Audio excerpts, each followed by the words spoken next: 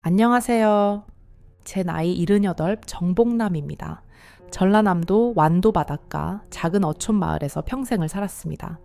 호라비 어부로 파도 소리에 잠들고 갈매기 울음에 눈을 뜨는 삶이었지요.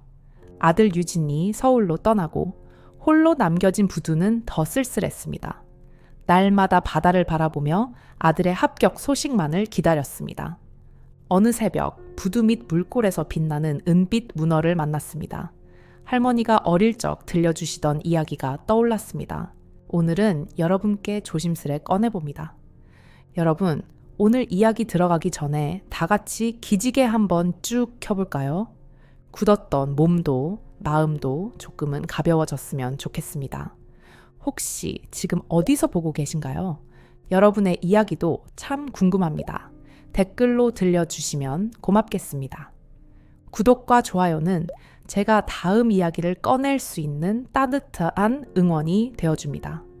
그럼 이제 저와 함께 천천히 걸어가 볼게요. 오늘도 새벽 4시 이불 속에서 눈을 떴습니다. 몸이 시계보다 정확해진 지 오래였습니다. 창문 너머로 파도 소리가 규칙적으로 들려옵니다. 짭조름한 바닷바람이 커튼을 흔들며 방 안으로 스며들었습니다. 이 완도 바닷가, 마을에서 저 정복남은 아내가 떠난 후 홀로 살아온 지 벌써 10년이 넘었습니다. 침대에서 일어나는 순간 뼈마디가 우드득 소리를 냈습니다. 70 넘은 몸이 매일 아침 저를 배신하는 순간입니다. 차가운 마루에 맨발을 디디며 부엌으로 향했습니다. 찬물로 얼굴을 씻자 잠기운이 확 달아났습니다. 어제 남긴 된장국을 드며 밥상을 차렸습니다. 텅 빈 방 안에 혼자 앉아 밥을 떠먹는 소리만이 공허하게 울렸습니다. 또 하루가 시작되는구나. 식사를 마치고 낡은 고무장화를 신고 부두로 향했습니다. 아직 동이 트지 않은 새벽 바다는 까만 먹물처럼 깊고 어두웠습니다. 제 낡은 어선 복나무가 어둠 속에서 물결에 흔들리며 소리 없이 절 맞이했습니다. 그래, 오늘도 건강하구나. 배에 다가가 손으로 배의 표면을 쓰다듬었습니다. 이 배는 제 유일한 친구나 다름없습니다. 아내가 하늘나라로 떠난 후 아들 유진이는 대도시로 가고 이제는 그저 가끔 손자 서준이와 함께 방문할 뿐입니다. 복남호와 저는 서로를 의지하며 살아왔습니다. 엔진을 점검하고 그물도 살피며 오늘의 바다 컨디션을 가늠했습니다. 파도가 잔잔했고 바람도 적당했습니다. 출항하기 좋은 날이었지만 오늘은 쉬는 날로 정했습니다. 70 넘은 몸이 예전 같지 않아 격일로 바다에 나가는 것이 일상이 되었습니다. 부두 주변을 점검하던 중 문득 물가 쪽에서 이상한 반짝임이 눈에 들어왔습니다. 심장이 쿵하고 뛰었습니다.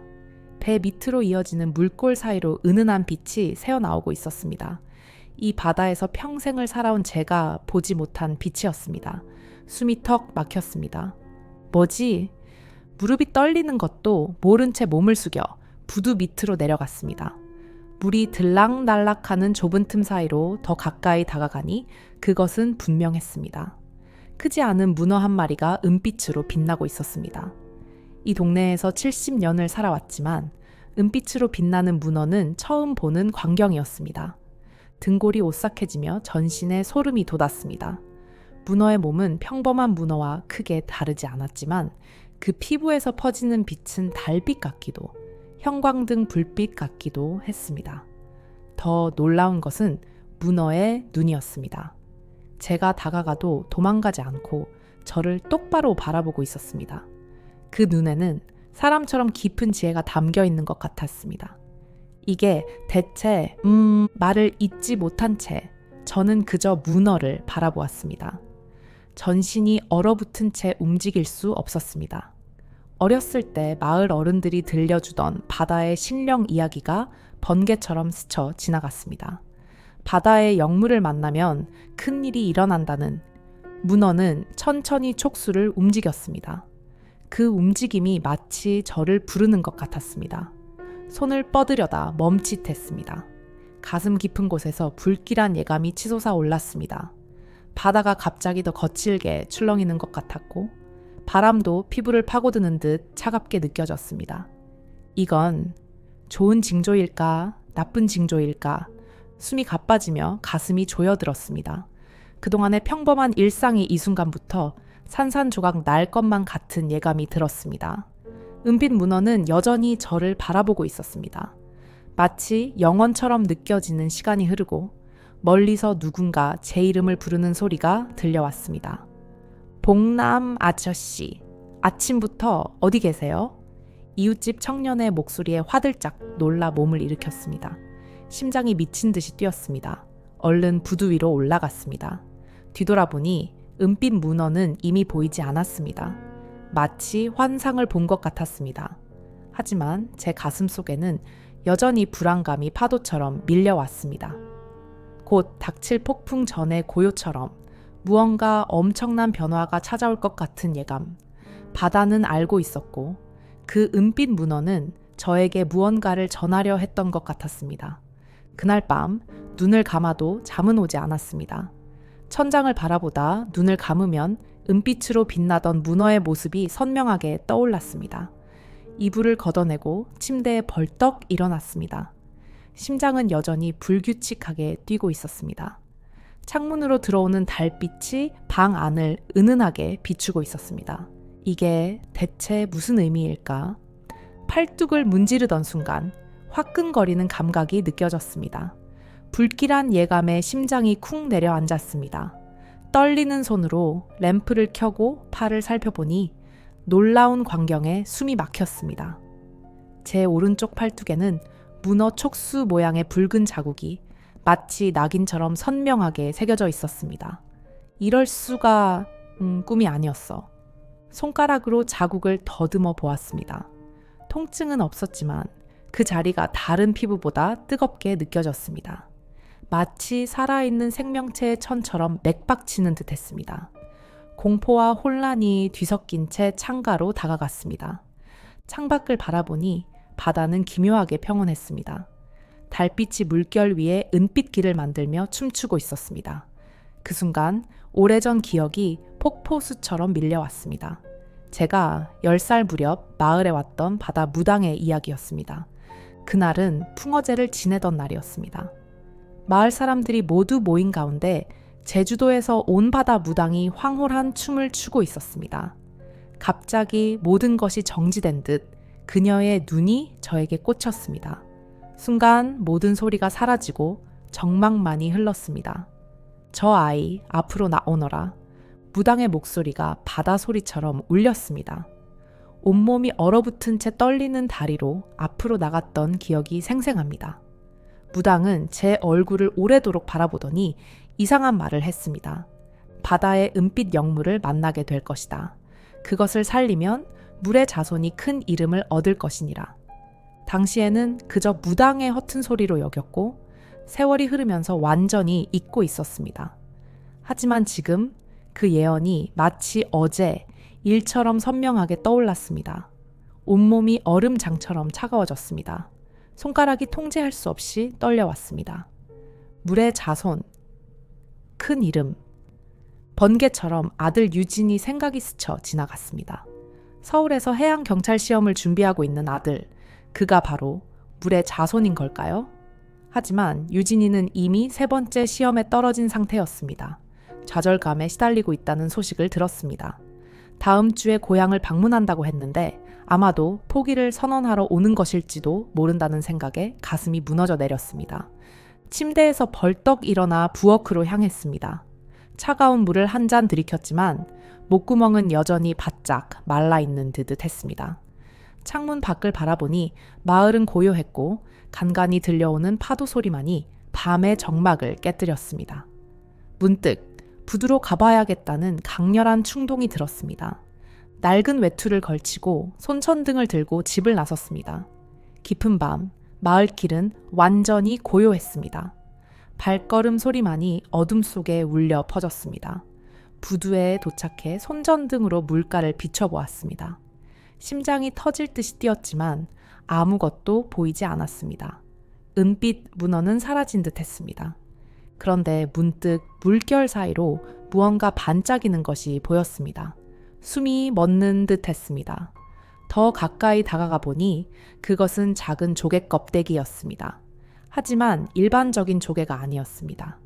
은빛으로 빛나는 마치 문어의 피부색과 비슷한 광채를 내는 조개였습니다. 손이 떨리는 것도 모른 채 주머니에 조심스럽게 그 조개를 넣었습니다. 집으로 돌아와 책상 위에 조개를 올려놓고 자세히 들여다보았습니다. 분명 평범한 조개가 아니었습니다. 그 안에서 은은한 빛이 맥박처럼 규칙적으로 퍼져나왔습니다. 이건 분명 그 문어와 연관이 있을 거야. 팔뚝의 자국을 다시 확인했습니다. 여전히 선명했고 이제는 더 붉게 변해 있었습니다. 가슴이 무겁게 가라앉았습니다. 이 모든 것이 우연일까요? 아니면 정말 오래전 그 무당의 예언이 실현되기 시작한 것일까요?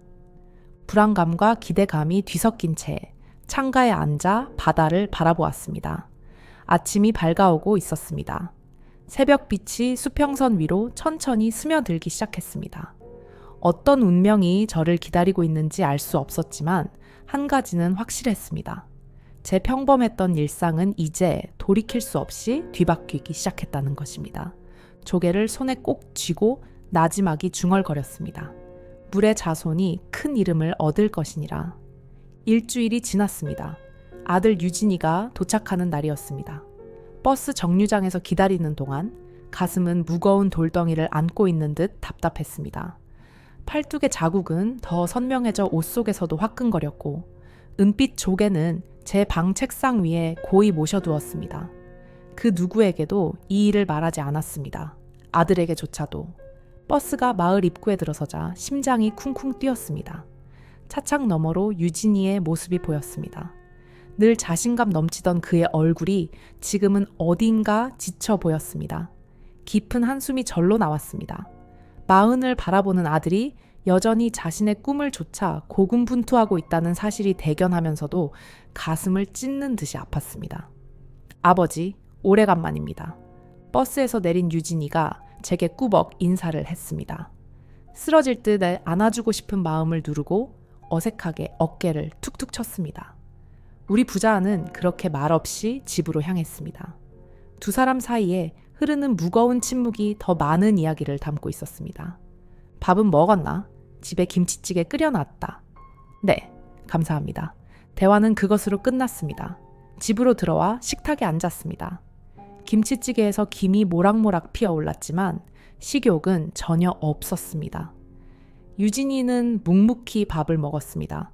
제 가슴은 점점 더 답답해져 숨쉬기가 힘들었습니다.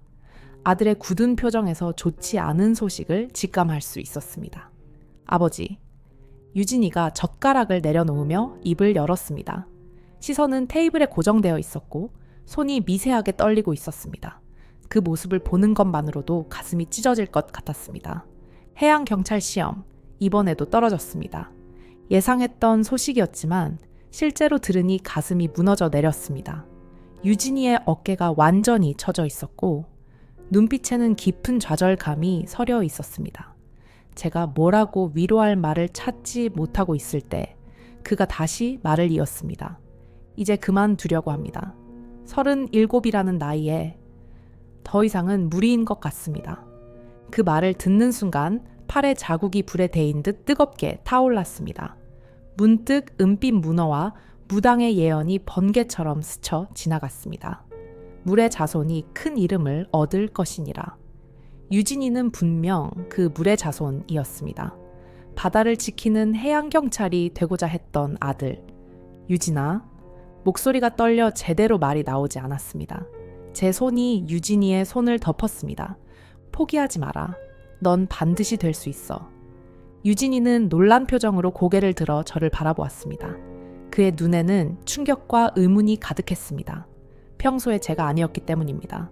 저는 항상 현실적이고 냉정한 아버지였습니다. 안 되는 건 그냥 포기하고 다른 길을 찾으라고 말하는 스타일이었습니다. 아버지, 갑자기 왜 그러세요? 전 정말 지쳤습니다. 더 이상은 아니다.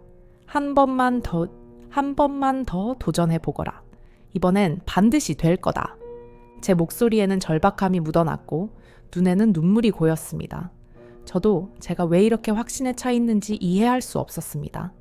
그저 은빛 문어와 그 예언이 맞다면 유진이는 반드시 성공할 것이라는 강렬한 믿음이 가슴을 타고 올랐습니다. 유진이는 깊은 한숨을 내쉬었습니다. 그의 눈에는 의심과 혼란이 가득했습니다. 아버지, 전 이미 3번이나 떨어졌습니다.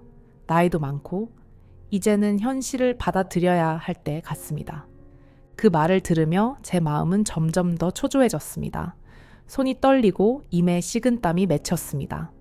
유진이가 포기한다면 그 예언은 어떻게 되는 걸까요? 은빛 문어가 나타난 이유는 무엇인가요? 모든 것이 의미 없어지는 것일까요? 유진아, 믿어다오. 이번엔 달라질 거다. 내 말을 믿고 마지막으로 한 번만 더. 유진이는 더 이상 반박하지 않았지만 그의 표정에서 결심이 흔들리지 않는다는 것을 알 수 있었습니다. 저녁 식사는 무거운 침묵 속에서 끝났습니다. 그날 밤 저는 다시 부두로 향했습니다. 달빛이 바다 위에 길게 드리워져 있었고 파도 소리만이 고요한 밤을 채웠습니다. 무릎을 꿇고 바다를 향해 처절하게 기도했습니다. 제발 우리 아들에게 기회를 주세요. 그 문어가 그 예언이 진짜라면 제발 유진이에게 힘을 주세요. 눈물이 볼을 타고 흘러내렸습니다. 바다는 조용히 출렁이기만 했고 아무런 응답도 없었습니다. 깊은 실망감에 어깨가 축 처졌습니다. 그때 문득 물속에서 무언가 반짝이는 것이 보였습니다. 심장이 미친 듯이 뛰었습니다. 은빛 문어였을까요? 다가가 자세히 보니 그건 그저 달빛이 반사된 것뿐이었습니다. 희망이 물거품처럼 사라지는 순간이었습니다. 침대로 돌아온 후에도 잠은 오지 않았습니다. 제 확신과 유진이의 현실 사이에서 마음이 찢어질 듯이 갈등했습니다. 아마도 제가 미친 게 아닐까. 그저 우연의 일치일 뿐이고 제가 너무 많은 의미를 부여한 것은 아닐까. 불안과 자책감이 물밀듯이 밀려왔습니다. 하지만 다음 날 아침 기적 같은 일이 일어났습니다. 유진이가 방에서 벌떡 뛰쳐나와 저에게 달려왔습니다. 그의 얼굴에는 믿을 수 없다는 표정이 역력했고 온몸은 흥분으로 떨리고 있었습니다. 아버지, 어제 밤에 이상한 꿈을 꿨습니다. 바닷속에서 은빛 문어가 저를 이끌었는데 그 꿈이 너무 생생해서 마치 실제로 일어난 일 같았어요. 제 심장이 멈출 것 같았습니다. 숨이 턱 막혔습니다. 유진이는 은빛 문어를 어떻게 알고 있는 걸까요? 제가 그에게 말한 적이 없는데. 그래서 생각해 봤습니다. 한 번만 더 도전해 보려고 합니다. 아버지 말씀대로 이번엔 뭔가 다를 것 같은 느낌이 듭니다. 그 순간 제 팔뚝에 자국이 불꽃처럼 타오르는 것 같았습니다. 무언가가 진행되고 있다는 강렬한 느낌이 온몸을 타고 흘렀습니다. 희망의 불씨가 다시 타오르기 시작했습니다. 하지만 여전히 확신은 없었습니다. 그저 희미한 희망만이 가슴속에 자리 잡고 있었습니다. 석 달이 지났습니다. 유진이는 서울로 돌아가 다시 시험 준비에 몰두했습니다. 가끔 전화로 안부를 전하는 정도였습니다. 저는 매일 새벽마다 부두에서 은빛 문어를 기다렸지만 다시는 나타나지 않았습니다. 팔뚝의 자국은 점점 옅어져 갔고 책상 위의 은빛 조개도 더 이상 빛나지 않았습니다. 점점 제 자신이 우스워지기 시작했습니다. 나이든 노인의 헛된 망상이었을까요? 마을 사람들 앞에서는 평소와 다름없이 행동했지만 밤이면 자책감에 시달렸습니다. 아들에게 헛된 희망을 심어준 것은 아닌지, 그가 또 실패한다면 더 큰 상처를 입는 것은 아닌지 생각할수록 가슴이 무너져 내렸습니다. 그러던 어느 날 아침 전화벨이 날카롭게 울렸습니다. 심장이 쿵 내려앉는 듯 했습니다. 떨리는 손으로 수화기를 들었습니다. 아버지? 유진이의 목소리였습니다. 심장이 미친 듯이 뛰었습니다. 그의 목소리에서 무언가를 감지했습니다. 기쁨, 슬픔, 알 수 없었습니다. 목구멍이 바짝 마르는 것 같았습니다. 유진아, 무슨 일이냐? 잠시 침묵이 흘렀습니다. 그 순간이 영원처럼 느껴졌습니다. 그리고 합격했습니다. 해양경찰 최종 합격했습니다. 그 순간 온몸에 강렬한 전류가 흐르는 듯 했습니다. 손이 심하게 떨려 전화기를 떨어뜨릴 뻔했습니다. 눈에서는 뜨거운 눈물이 폭포수처럼 쏟아져 내렸습니다. 가슴이 터질 듯이 벅차올랐습니다. 정말이냐? 정말? 정말로? 목소리가 격정으로 떨려 제대로 말이 나오지 않았습니다. 네, 아버지. 방금 발표가 났습니다. 제 이름이 거기에 있었습니다. 믿을 수가 없어요. 유진이의 목소리에서 흥분과 기쁨이 파도처럼 밀려왔습니다. 저는 말을 잇지 못했습니다. 그저 흐느끼기만 했습니다. 78년을 살아오면서 이렇게 가슴이 터질 듯이 북받친 적은 없었습니다. 아버지, 울고 계세요? 괜찮으세요? 아니, 그냥 네가 너무 자랑스럽구나. 너무 자랑스러워. 목이 메어 더 이상 말을 잇지 못했습니다. 전화를 끊고 나서도 한동안 그 자리에 주저앉아 울음을 멈추지 못했습니다. 유진이가 해냈습니다. 정말로 해냈습니다. 그 예언이 은빛 문어가 모든 것이 진실이었습니다. 벌떡 일어나 팔뚝을 살펴보니 자국이 다시 선명해져 있었습니다. 마치 제 기쁨에 반응하는 것처럼 붉게 타오르며 빛나고 있었습니다. 책상으로 달려가 은빛 조개를 확인했습니다. 놀랍게도 다시 은은한 빛을 내고 있었고 그 빛은 점점 더 강해지고 있었습니다. 가슴이 벅차올라 부두로 달려갔습니다. 바다는 그 어느 때보다 푸르고 맑았습니다. 바다를 향해 두 팔을 벌리고 외쳤습니다. 고맙습니다. 정말 고맙습니다. 그날 저녁 기쁜 소식은 번개처럼 마을 전체에 퍼졌습니다. 이웃들이 축하해주러 앞다투어 집으로 찾아왔습니다. 그들은 유진이의 성공을 자기 일처럼 기뻐했습니다. 오랫동안 마을에서 존경받던 제가 아들의 성공으로 더욱 빛나는 듯 했습니다. 술자리가 무르익자 누군가 물었습니다. 복남씨, 유진이가 갑자기 어떻게 합격한 거요? 3번이나 떨어졌는데 순간 제 마음에 갈등이 치솟았습니다. 은빛 문어와 예언에 대해 말해야 할까요? 하지만 그들이 믿을까요? 미친 노인으로 취급받지 않을까요? 목구멍까지 차오른 말을 꾹 눌러 삼켰습니다. 그저 아들놈이 열심히 했겠지. 그리고 바다에 축복이 있었던 것 같소. 모호하게 대답했지만 이상하게도 마을 사람들은 그 말에 깊이 고개를 끄덕였습니다. 특히 나이 든 어른들은 의미심장한 눈빛을 교환했습니다. 마치 그들도 무언가를 알고 있는 듯 했습니다. 그럴 것이요. 우리 마을은 원래 바다의 축복을 받는 곳이니 그날 밤 축하 자리가 끝나고 홀로 남자 다시 부두로 향했습니다. 달빛이 밝게 바다를 비추고 있었습니다. 부두 끝에 서서 깊은 감사의 기도를 올렸습니다. 고맙습니다. 정말 고맙습니다. 그때 물속에서 강렬한 은빛빛이 번쩍했습니다. 심장이 멎을 것 같았습니다. 은빛 문어였습니다. 분명 그것이었습니다. 순간적으로 나타났다가 깊은 바다로 사라졌지만 확실히 보았습니다. 온몸에 전율이 흘렀고 눈물이 다시 흘러내렸습니다. 다음 날부터 마을에 이상한 소문이 불길처럼 번지기 시작했습니다. 정노인의 부두에서 은빛 물체가 목격되었다는 이야기, 그곳에서 기도하면 소원이 이루어진다는 이야기들이 마을 사람들 사이에서 속삭여졌습니다. 처음에는 그저 흘려들었습니다. 하지만 놀랍게도 마을 사람들이 하나둘 제 집 앞 부두로 찾아오기 시작했습니다. 그들은 조용히 바다를 향해 기도하고 돌아갔습니다. 저는 그들을 말리지 않았습니다. 어쩌면 이것도 바다의 뜻인지도 모른다는 생각이 들었습니다. 유진이가 해양경찰 훈련을 시작했다는 소식이 전해졌습니다. 그의 목소리에서 자신감과 행복이 넘쳐 흘렀습니다. 모든 것이 좋은 방향으로 흘러가고 있었습니다. 어느 날 바다가 유난히 거칠었습니다. 폭풍이 몰아치고 파도가 집어삼킬 듯 높이 치솟았습니다. 그런데도 한 젊은 부부가 부두를 찾아왔습니다. 그들의 얼굴에는 절박함이 가득했습니다. 그들은 몇 년째 아이가 생기지 않아 고민이라고 했습니다. 저는 그들에게 오늘은 위험하니 돌아가라고 간곡히 권했지만 그들은 기어코 폭풍 속에서도 부두에서 기도를 올렸습니다. 그로부터 한 달 후 그 부부는 눈물 범벅이 든 얼굴로 아이를 가졌다는 소식을 들고 찾아왔습니다. 마을 전체가 술렁였습니다. 이제 정노인의 부두는 단순한 부두가 아니라 기적의 장소, 성지가 되어버렸습니다. 저는 혼란스러웠습니다. 가슴속에서는 공포와 경외감이 뒤섞였습니다. 이게 다 무슨 일인가?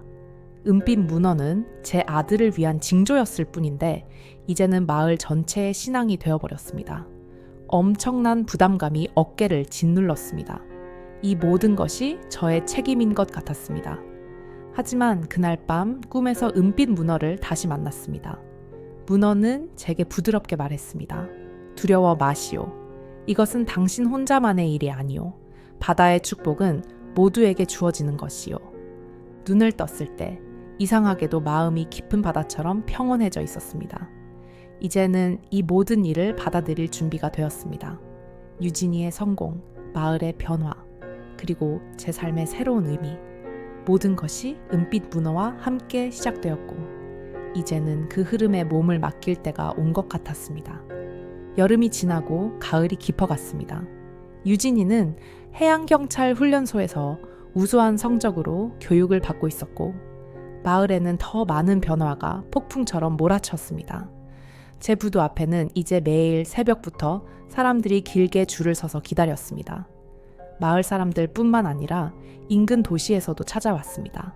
소문이 들불처럼 퍼진 것입니다. 정노인의 부두에서는 소원이 이루어진다.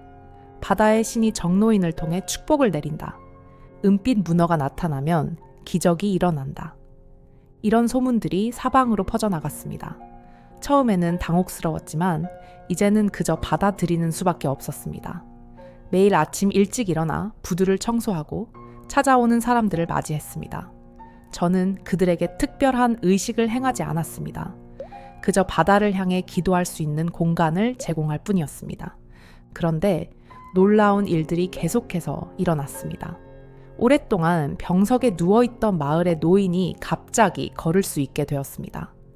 3년 동안 바다에 나가도 고기를 잡지 못했던 어부가 하루 만에 배가 가라앉을 정도로 풍어를 맞았습니다. 도시에서 사업에 실패한 청년이 우연히 큰 투자자를 만나 새로운 기회를 얻었습니다. 마을 전체가 활기를 띠기 시작했습니다. 오랫동안 적막했던 어촌마을의 생기가 돌았습니다. 사람들의 얼굴에서 미소가 번졌고 집집마다 웃음소리가 울려 퍼졌습니다. 바다도 더 풍요로워진 것 같았습니다. 어획량이 2배, 3배로 늘어나고 물고기의 크기도 전에 없이 커졌습니다. 어느 날 마을 이장이 제 집을 찾아왔습니다. 그의 표정은 진지했고 어딘가 경외감이 묻어 있었습니다. 복남씨, 마을 회의에서 결정된 사항이 있소. 부두 근처에 작은 정자를 지어 사람들이 기다릴 수 있는 공간을 만들려고 하오. 복남씨의 허락이 필요하오. 가슴이 쿵 내려앉았습니다. 이제 제 개인적인 공간이 완전히 마을의 것이 되는 듯 했습니다. 하지만 거절할 수는 없었습니다. 이미 많은 사람들이 도움을 받았고 마을 전체가 축복받고 있었습니다. 좋소. 그렇게 하시오. 며칠 후 마을 사람들이 모여 부두 옆에 화려한 정자를 지었습니다. 그들은 정제 은빛 축복이라는 이름을 붙였습니다. 이제 제 부두는 공식적인 마을의 성지가 되었습니다. 매일 아침 향불이 피어오르고 사람들의 기도 소리가 바다 소리와 어우러졌습니다. 하지만 제 마음 한구석에는 무거운 불안함이 짙게 자리 잡았습니다. 이 모든 것이 정말 은빛 문어의 축복인가요? 아니면 그저 사람들의 믿음이 만들어낸 환상인가요? 또한 이 축복이 언제까지 계속될 것인지, 바다가 언젠가 그 축복을 거두어 갈지도 모른다는 두려움이 가슴을 짓눌렀습니다. 밤이면 홀로 바다를 바라보며 깊은 생각에 잠겼습니다. 팔뚝의 자국은 이제 흐릿해졌고 은빛 문어도 더 이상 보이지 않았습니다. 그럼에도 불구하고 기적은 계속되었습니다. 마치 바다가 스스로 움직이고 있는 것 같았습니다. 가을이 깊어가던 어느 날 마을 축제가 열렸습니다. 풍어제와 함께 은빛 축제라는 이름으로 새로운 행사가 추가되었습니다. 사람들은 등불을 들고 바다로 행진했고 제 부두 앞에서 특별한 의식을 진행했습니다. 저는 그 중심에 서 있었지만 마음은 폭풍우처럼 복잡했습니다. 이게 다 내가 만든 일인가? 축제가 끝나고 모두가 돌아간 후 홀로 남아 바다를 바라보았습니다. 달빛이 물결 위에 은빛 길을 만들며 반짝였습니다. 문득 누군가의 발자국 소리가 들렸습니다. 돌아보니 마을에서 가장 오래된 어른인 박노인이 천천히 다가오고 있었습니다. 복남이 늦은 시간에 미안하네. 괜찮습니다, 어르신. 무슨 일이신지요? 박노인은 한동안 말없이 바다를 바라보다가 입을 열었습니다. 그의 눈빛은 깊은 지혜와 비밀을 담고 있었습니다. 나도 젊었을 때 본 적이 있네. 그 은빛 문어를. 심장이 멎을 듯이 뛰었습니다. 온몸에 전율이 흘렀습니다. 그동안 그 누구에게도 은빛 문어에 대해 자세히 말한 적이 없었습니다. 그런데 박노인이 어르신도 보셨습니까? 목소리가 떨려 제대로 말이 나오지 않았습니다. 그래, 50년도 더 전의 일이지. 나도 그때 팔에 자국이 생겼었네. 그의 소매를 걷어 올리자 희미하게 남아있는 문어 촉수 모양의 자국이 보였습니다. 숨이 멎을 것 같았습니다. 가슴이 터질 듯이 뛰었습니다. 그런데 왜 그동안 말씀하지 않으셨습니까? 박노인은 신비로운 미소를 지었습니다. 때가 되어야 말할 수 있는 법이지. 이제 네가 알아야 할 때가 온 것 같아서. 그는 천천히 이야기를 이어갔습니다. 은빛 문어는 몇 세대에 걸쳐 마을을 보호해왔던 바다의 신령이었습니다. 때로는 사라졌다가 마을이 위기에 처했을 때 다시 나타났습니다. 그리고 항상 한 사람을 선택해 바다의 축복을 전달했습니다. 하지만 조심해야 하네, 복남아. 축복은 영원하지 않아. 언젠가는 다음 사람에게 넘겨줘야 하지.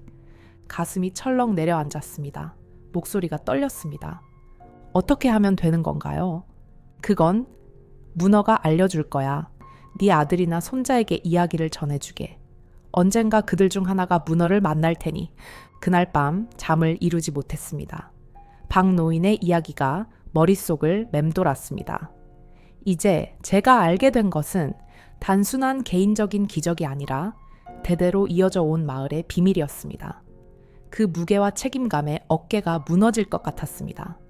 다음 날 아침 유진이에게서 전화가 왔습니다. 그는 훈련을 우수한 성적으로 마치고 첫 발령지가 결정되었다고 했습니다. 놀랍게도 완도 근처 해양경찰서였습니다. 아버지, 집 근처로 발령받았습니다. 서준이도 데리고 고향으로 돌아갈 수 있게 되었습니다. 그 소식을 들으며 눈시울이 뜨겁게 달아올랐습니다. 모든 것이 바다의 계획인 것 같았습니다. 유진이와 손자 서준이가 돌아온다면 언젠가 그들 중 하나가 은빛 문어를 만나게 될 것입니다. 그리고 축복의 연결고리는 계속 이어질 것입니다. 가슴이 뜨거운 희망으로 가득 찼습니다. 유진이와 손자 서준이가 마을로 돌아온 지 한 달이 지났습니다. 그들은 제 집에서 멀지 않은 곳에 작은 집을 임대했습니다. 유진이는 해양 경찰로서의 임무를 시작했고 서준이는 마을 초등학교에 전학했습니다. 저는 매일 아침 서준이를 학교에 데려다주는 일을 자처했습니다. 손자와 함께하는 시간이 너무나 소중했습니다. 9살 서준이는 호기심 많고 총명한 아이였습니다. 특히 바다에 대한 관심이 남달랐습니다. 그 모습이 어린 시절 제 모습과 너무 닮아 가슴이 뭉클했습니다. 할아버지, 오늘은 바다에 나가요. 제발요. 등굣길에 서준이가 애원하듯 조르는 모습에 미소가 절로 지어졌습니다. 학교가 끝나면 함께 바다에 나가자고 약속했습니다. 그 아이의 눈빛에서 바다를 향한 뜨거운 열정이 불꽃처럼 타오르는 것을 볼 수 있었습니다. 마치 어린 시절의 제 모습을 보는 것 같아 가슴이 찡했습니다. 그날 오후 약속대로 서준이를 데리고 부두로 향했습니다. 이제 부두 주변은 항상 사람들로 북적였지만 학교가 끝나는 이른 오후 시간은 비교적 한산했습니다. 서준이는 신이 나서 부두로 달려갔습니다. 할아버지, 이 부두가 정말 신기한 곳이라고 애들이 그래요. 진짜예요? 잠시 망설였습니다. 서준이에게 무엇을 어떻게 말해야 할지 고민되었습니다. 너무 어린 나이에 이 비밀을 알려주는 것이 부담스러웠습니다. 하지만 박노인의 말처럼 언젠가는 전해줘야 할 이야기였습니다. 서준아, 이 바다에는 특별한 비밀이 있단다. 부두 끝에 앉아 서준이와 함께 바다를 바라보며 이야기를 시작했습니다. 은빛 문어에 대한 이야기, 그리고 그것이 가져온 축복에 대해 조금씩 들려주었습니다. 서준이는 눈을 동그랗게 뜨고 입을 살짝 벌린 채 경이로운 표정으로 들었습니다. 그의 눈에는 별이 빛나는 것 같았습니다. 와, 정말이에요? 할아버지도 그 문어를 보셨어요? 그렇단다. 바로 이 자리에서. 서준이는 물가를 유심히 바라보았습니다. 그의 눈에는 호기심과 기대감이 가득했습니다. 작은 손으로 바다를 가리키며 흥분된 목소리로 물었습니다. 나도 볼 수 있을까요? 나한테도 나타날까요? 글쎄, 그건 바다가 결정하는 거란다. 우리는 한참을 바다를 바라보며 이야기를 나누었습니다. 해가 서서히 기울기 시작했고 바다는 황금빛으로 물들었습니다. 저녁이 되어 집으로 돌아가려는 찰나 서준이가 갑자기 벌떡 일어나 소리쳤습니다. 할아버지, 저기 봐요. 저기요. 그의 손가락이 가리키는 방향을 바라보았습니다. 부두 밑 물가에서 무언가 강렬하게 반짝이고 있었습니다. 심장이 멎을 듯이 뛰었습니다. 손이 떨려왔습니다. 설마... 서준이는 이미 부두 아래로 뛰어내려가고 있었습니다. 아이를 막을 새도 없이 서둘러 따라 내려갔습니다. 물가에 다다랐을 때 그것을 분명히 볼 수 있었습니다. 은빛 문어였습니다. 똑같은 모습으로 그 자리에 있었습니다. 온몸에 전율이 흘렀습니다. 우와, 정말 있네요. 은빛 문어다. 할아버지가 말한 그 문어예요. 서준이는 흥분으로 소리치며 뛰어올랐습니다. 놀랍게도 문어는 도망가지 않고 그 자리에 머물렀습니다. 서준이를 바라보는 듯 했습니다. 저는 그 광경에 말문이 막혔습니다. 예상했던 것보다 훨씬 빨리 일어난 일이었습니다. 가슴이 무겁게 내려앉았습니다. 서준아, 가까이 가지 마라. 위험할 수도. 하지만 서준이는 이미 문어에게 손을 뻗고 있었습니다. 놀랍게도 문어는 한 촉수를 들어 서준이의 손가락에 살짝 닿았습니다. 그 순간 문어의 몸에서 눈부신 은빛 빛이 폭발하듯 강하게 빛났고 서준이의 손목에 붉은 자국이 번개처럼 나타났습니다. 아야! 서준이가 놀라 손을 움츠렸습니다. 하지만 곧 호기심에 다시 손목을 살펴보았습니다. 문어 촉수 모양의 자국이 붉게 타오르듯 선명했습니다. 은빛 문어는 마지막으로 저와 서준이를 바라본 후 물속으로 사라졌습니다. 온몸에 강렬한 전율이 흘렀습니다. 이것은 분명한 징조였습니다. 축복이 서준이에게 옮겨간 것입니다. 이제 그 아이가 다음 계승자가 될 것입니다. 기쁨과 두려움이 동시에 밀려왔습니다. 할아버지, 이거 뭐예요? 따가워요. 당황한 서준이를 꼭 안아주었습니다. 제 마음은 격렬한 파도처럼 출렁였습니다. 기쁨, 두려움, 안도감이 뒤섞였습니다. 한편으로는 무거운 책임에서 벗어난다. 할아버지, 이거 뭐예요? 따가워요. 당황한 서준이를 꼭 안아주었습니다. 제 마음은 격렬한 파도처럼 출렁였습니다. 기쁨, 두려움, 안도감이 뒤섞였습니다. 한편으로는 무거운 책임에서 벗어난다는 안도감이 들었지만 다른 한편으로는 이제 어린 손자가 짊어질 엄청난 부담이 가슴을 찢는 듯 했습니다. 괜찮아, 서준아. 그건 특별한 표시란다. 곧 괜찮아질 거야. 서준이의 눈에는 공포보다 호기심이 더 크게 빛났습니다. 그는 자국을 신기한 듯 계속 바라보았습니다. 할아버지, 이거 아픈 게 아니라 따뜻해요. 마치 누군가 손을 잡아주는 것 같아요. 그 말에 가슴이 쿵 내려앉았습니다. 그 아이는 이미 바다와 교감하고 있었습니다. 어쩌면 저보다 더 깊게 말입니다. 떨리는 손으로 서준이의 머리를 쓰다듬었습니다. 그날 밤 유진이에게 모든 것을 털어놓았습니다. 은빛 문어의 이야기, 저의 팔자국, 그리고 서준이에게 일어난 일까지. 처음에 유진이는 믿기 어려워했지만 서준이의 손목에 남은 자국을 보고 충격에 빠졌습니다. 아버지, 이게 다 사실이었군요. 제가 합격한 것도, 이 마을의 변화도. 그럼 서준이는 이제... 목소리가 떨렸습니다. 유진이의 눈에는 걱정과 두려움이 가득했습니다. 그래, 다 바다의 뜻이었다. 서준이는 이제 다음 계승자가 될 거다. 유진이의 눈에 눈물이 고였습니다. 그는 오랜 시간 침묵하다가 떨리는 목소리로 입을 열었습니다. 서준이가 앞으로 어떻게 될까요? 이건 저희 아이에게 너무 큰 짐이 아닐까요? 가슴이 미어지는 듯 했습니다. 저도 같은 걱정을 하고 있었습니다. 하지만 어쩔 수 없었습니다. 이것은 바다가 선택한 길이었습니다. 걱정 말거라. 바다는 항상 우리 편이니까. 서준이는 우리가 함께 지켜줄 거야. 다음 날 아침 서준이의 손목을 확인했습니다.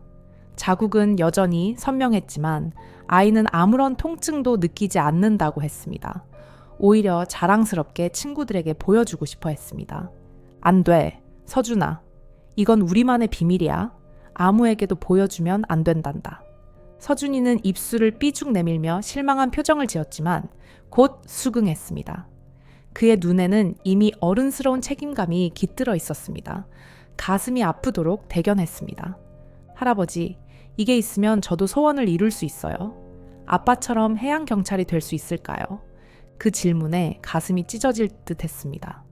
어린 아이가 이미 자신의 미래를 바다와 연결짓고 있었습니다. 목이 메어 제대로 대답하지 못했습니다. 그건 네가 정말 원한다면 바다가 도와줄 거야.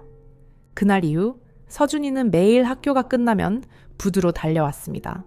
그리고 물가에 앉아 은빛 문어를 기다렸습니다. 때로는 혼자 중얼거리기도 했는데 가까이 다가가 들어보니 마치 문어와 대화를 나누는 것 같았습니다. 오늘 학교에서 수영 대회가 있었어. 내가 1등 했어. 너 덕분인 것 같아. 고마워. 이런 모습을 볼 때마다 가슴이 아프게 조여들었습니다. 서준이는 너무 어린 나이에 엄청난 운명을 짊어지게 된 것입니다. 하지만 동시에 그 아이가 바다와 소통하는 모습은 경이롭기도 했습니다. 놀랍게도 마을에는 더 많은 기적이 일어났습니다. 가뭄으로 마른 우물에 다시 맑은 물이 솟았고 농작물 수확량이 2배로 늘었습니다. 특히 놀라운 것은 서준이가 있는 곳마다 행운이 따르는 듯 했습니다. 학교에서 그가 속한 바는 항상 대회에서 우승했고 그가 지나가는 길에는 꽃이 더 활짝 피었습니다. 사람들은 이제 서준이를 특별한 아이로 대하기 시작했습니다. 그의 주변에서 항상 행운이 따른다고 여겼습니다. 어른들은 그를 볼 때마다 깊이 고개를 숙였고 아이들은 그와 친구가 되고 싶어 했습니다. 유진이도 해양경찰로서 눈부신 활약을 펼쳤습니다. 폭풍우 속에서 조난된 어선을 구조하고 해양 오염을 막는 일에 앞장섰습니다. 그의 이름은 점점 더 널리 알려졌고 언론에서도 바다의 수호자라는 별명으로 주목받기 시작했습니다. 저는 이 모든 것을 지켜보며 깊은 안도감과 동시에 두려움을 느꼈습니다. 바다의 축복은 계속되고 있었고 이제 그 책임은 서서히 서준이에게 넘어가고 있었습니다. 제 역할은 그저 그 아이를 지켜보고 인도하는 것뿐이었습니다. 하지만 그 어린 어깨에 너무 큰 짐을 지운 것은 아닌지 그 생각에 밤마다 잠을 이루지 못했습니다.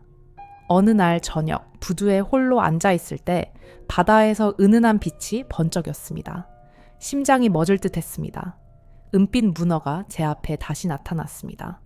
그것은 저를 오랫동안 바라보다가 마치 작별 인사를 하듯 천천히 머리를 숙였습니다. 눈물이 볼을 타고 흘러내렸습니다. 이제는 내 차례구나. 서준아. 목이 메어 바다를 향해 속삭였습니다. 이상하게도 두렵지 않았습니다. 오히려 깊은 바다처럼 평온함이 가득했습니다. 축복의 연결고리는 끊어지지 않고 계속 이어질 것입니다. 그것이 바다의 뜻이었고 우리는 그저 그 흐름에 몸을 맡길 뿐입니다. 문어는 마지막 인사를 건넨 후 깊은 바다로 사라졌습니다. 그 순간 제 팔의 자국이 따뜻하게 빛났다가 서서히 옅어지기 시작했습니다. 이제 정말 제 시간은 끝나고 서준이의 시간이 시작된 것입니다. 겨울이 오고 바다는 차갑게 변했습니다. 유진이의 해양경찰 활동은 계속해서 주목받았고 지역 신문뿐만 아니라 전국 방송에까지 그의 활약상이 실렸습니다. 바다의 영웅이라는 별명으로 불리며 많은 젊은이들의 롤모델이 되었습니다. 서준이는 학교에서도 단연 돋보였습니다. 특히 수영과 과학 시간에 놀라운 재능을 보였고 친구들 사이에서 인기가 높아졌습니다. 더 놀라운 것은 그의 손목에 있는 자국이 때때로 빛을 발한다는 것이었습니다. 특히 바다가 흉흉할 때면 더욱 강하게 빛났습니다. 크리스마스가 다가오자 유진이가 진지한 표정으로 제안을 했습니다. 아버지, 이번 겨울은 서울에서 보내시는 게 어떨까요? 서준이도 겨울방학이고 아버지도 쉬어 가실 수 있잖아요. 마을 사람들도 이제 조금은 진정된 것 같고 처음에는 망설였습니다. 심장이 쿵 내려앉는 느낌이었습니다. 부두와 바다를 떠난다는 생각은 생명줄을 놓아버리는 것 같았습니다. 하지만 서준이의 간절한 눈빛을 보니 거절할 수 없었습니다. 할아버지, 꼭 같이 가요. 우리 집 정말 좋아요. 제 방도 보여드릴게요. 거기 창문으로 한강도 보여요. 서준이의 반짝이는 눈빛 앞에서 모든 저항이 무너졌습니다. 결국 동의했습니다. 짐을 꾸리고 서울로 향하는 버스에 오르면서 마지막으로 바다를 바라보았습니다. 가슴이 찢어질 듯이 아팠습니다. 하지만 이상하게도 불안감보다는 기대감이 더 컸습니다. 마치 바다가 다녀오라고 속삭이는 것 같았습니다. 서울에서의 생활은 상상 이상으로 신선한 경험이었습니다. 유진이의 아파트는 생각보다 넓고 편안했고 창문으로 보이는 한강은 또 다른 형태의 바다 같았습니다. 무엇보다 손자와 함께하는 시간이 꿀처럼 달콤했습니다. 서준이는 할아버지에게 도시의 모든 것을 설명해 주려 했고 저는 그런 손자가 눈물 나게 대견했습니다. 크리스마스 저녁, 우리는 작은 파티를 열었습니다. 유진이의 동료들과 서준이의 친구들이 모였습니다. 따뜻한 불빛 아래 웃음소리가 가득한 집안을 바라보니 가슴이 뭉클했습니다. 이런 행복도 있구나 싶었습니다. 파티가 한창일 때 유진이가 잔을 들고 일어섰습니다. 그의 목소리에는 깊은 감동이 실려 있었습니다. 오늘은 특별한 날입니다. 제가 이 자리에 설 수 있는 것은 모두 아버지 덕분입니다. 아버지의 믿음과 지지가 없었다면 저는 결코 해양경찰이 되지 못했을 겁니다. 아버지, 정말 감사합니다. 모두가 박수를 쳤고 제 눈에는 뜨거운 눈물이 가득 고였습니다. 가슴이 터질 듯이 벅차올랐습니다. 그때 서준이가 살금살금 다가와 제 손을 꼭 잡았습니다. 그의 손목에는 여전히 희미하게 문어 자국이 빛나고 있었습니다. 할아버지, 우리 같이 살아요. 서울에서. 그 말에 심장이 미친 듯이 뛰었습니다. 가슴이 쿵 내려앉았습니다. 마을과 부두를 떠나 서울에서 산다는 것은 상상해 본 적 없는 일이었습니다. 하지만 손자의 진심 어린 눈빛을 보니 거부할 수 없는 유혹이 되었습니다. 서준아, 할아버지는 바다가 있어야 해. 서준이는 제 손을 꼭 쥐며 속삭였습니다. 여기도 한강이 있잖아요. 그것도 물이에요. 할아버지, 나 문어 아저씨랑 얘기했어요. 할아버지가 이제 쉬어도 된대요. 그 말에 온몸에 전율이 흘렀습니다. 서준이는 정말로 문어와 소통하고 있었습니다. 가슴이 먹먹해졌습니다. 그날 밤 잠을 이루지 못하고 창밖을 바라보았습니다. 서울의 밤하늘은 마을과 달랐습니다. 별이 많이 보이지 않았고 대신 끝없는 빌딩의 불빛이 별처럼 반짝였습니다. 문득 바다가 그리워졌지만 동시에 이 새로운 풍경도 나쁘지 않다는 생각이 들었습니다. 다음 날 아침 유진이가 커피를 들고 베란다로 나왔습니다. 우리는 한동안 말없이 서울의 정형을 바라보았습니다. 아침 햇살에 빛나는 한강은 또 다른 바다 같았습니다. 아버지, 어제 서준이 말이 마음에 걸리셨죠? 유진이가 조심스럽게 물었습니다. 고개를 끄덕였습니다. 솔직히 말하면 난 그 마을을 떠나본 적이 없다. 70 넘게 살면서 항상 바다와 함께였는데 목소리가 떨렸습니다.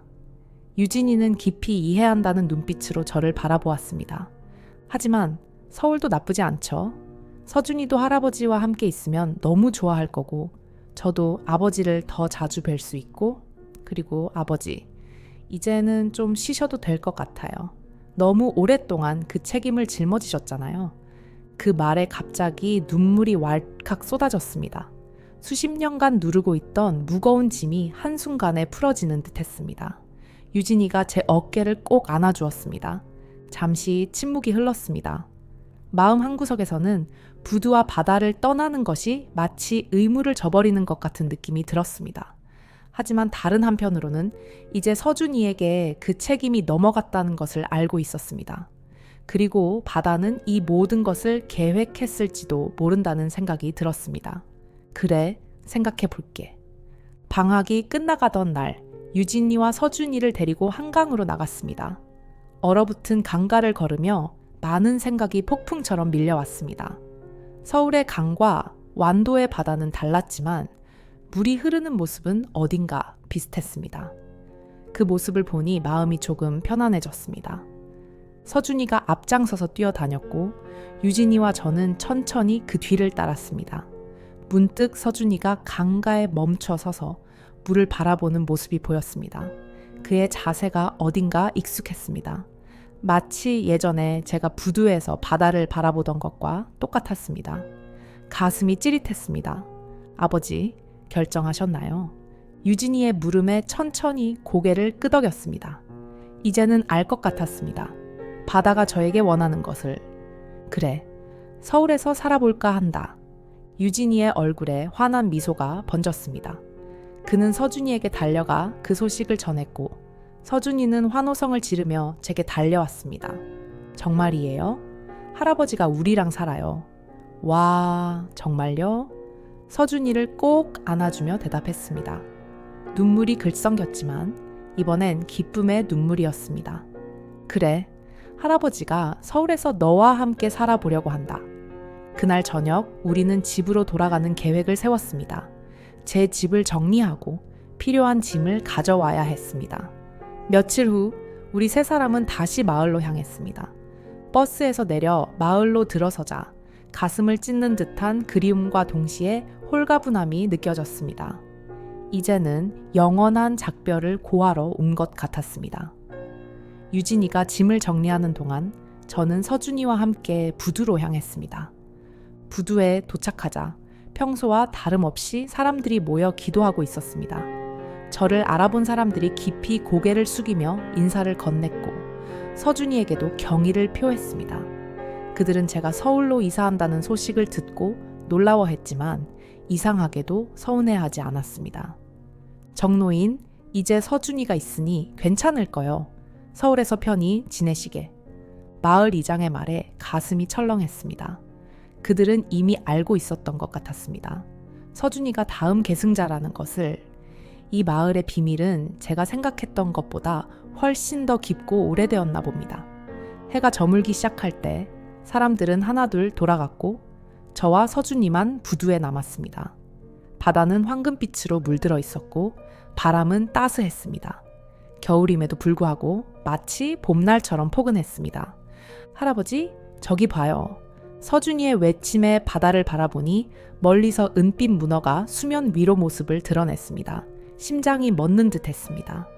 그것은 마치 작별 인사를 하듯 잠시 머물다가 다시 바닷속으로 사라졌습니다. 숨이 막혔습니다. 서준아, 이제 네가 이 부두의 주인이 될 거야.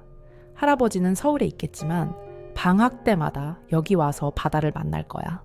서준이는 어른스러운 표정으로 고개를 끄덕였습니다.